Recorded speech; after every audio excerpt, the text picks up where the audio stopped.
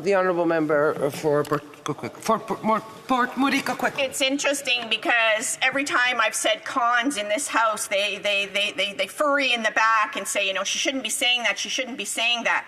The reality is, Madam Speaker, they're the worst users of language that I've ever seen. I was disgusted last week in what they said and how they acted in this House. Absolutely disgusted, and it shows how they care more about how they're being portrayed than actually making sure people aren't living in poverty. So I'll close by saying that far too many seniors are now unhoused. Medications continue to be expensive, and across Canada, too many seniors cannot afford to pay their cost of living. They're making choices that hurt their health because this Liberal government and the Conservatives are cruel and callous. The NDP protects seniors, and governments need to, and as a government, we would fix unfair taxation, support seniors with adequate income, support persons with disabilities with adequate income. And I have to, I'm sorry, but we're out of time. Questions et commentaires. L'honorable, questions et commentaires? Questions and comments? The Honourable Parliamentary Secretary to the Government House Leader. Yes, thank you, Madam Speaker. And, you know, virtually since 2015, 2016, the Liberal government and this Prime Minister have been there in a very real and tangible way. And we are the only actual political party in the chamber that has consistently voted in favour of progressive natures. So, and I use it as an example, you know, the Canada Disability Benefit didn't exist until we brought it in. And now the member criticizes us because it's not enough. The point is, it didn't exist. We understand and appreciate that we've brought in a multitude of progressive programs. And yes, it would be wonderful to be able to give $1 million to every Canadian. It would be wonderful, but we can't do that, I'm afraid.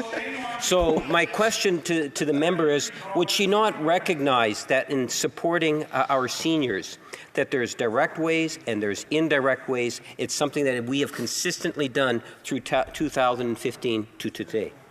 Member for Port Moody Coquitlam. Again, you know, that whole patriarchal view of who's allowed to keep the wealth. We know that they've given millions of dollars to their corporate buddies, their corporate friends, corporate corporations, but when it comes to people, they're not interested. And I'll just remind the member that if it wasn't for the NDP bringing a unanimous motion in this House to get the Canada Disability Benefit on the agenda, Canadians would still be waiting. Questions et commentaires. L'honorable député. The Honourable Member for Berthier-Masquinongé. Thank you very much, Madam Speaker. I'd like to thank my colleague for her speech. I have a technical question on intrusions into provincial matters. The NDP and the Bloc Québécois have converging ideas. Social democracy, sharing income. The only difference, and it's a rather annoying difference, is how to get to it. The NDP likes decentralization in their program, in their dental care program that they were able to implement with the Liberals. There's a non-respect of what existed in Quebec beforehand. We just wanted the money to be transferred so that these amounts can be used in the program that already exists, the structures that already exist in Quebec, Madam Speaker. Just give us money. Because Quebec already had a dental plan. We could have made it even more generous with this money. I'd like to hear what she has to say about this.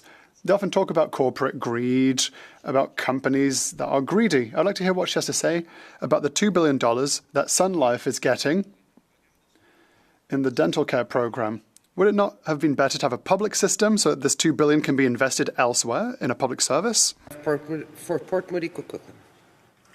Madam Speaker, it was the vision of Tommy Douglas that every Canadian would have a universal and free healthcare system. And if we rely on province by province by province to administer that healthcare, that dental care, that pharmacare, we will see what is happening in Conservative provinces in this country where people are being denied. In Alberta, they said no dental care. In Ontario, they've done a terrible job of keeping healthcare public. They're privatizing our healthcare. Madam Speaker, Canadians deserve better than these Conservative governments and these provincial Conservative governments.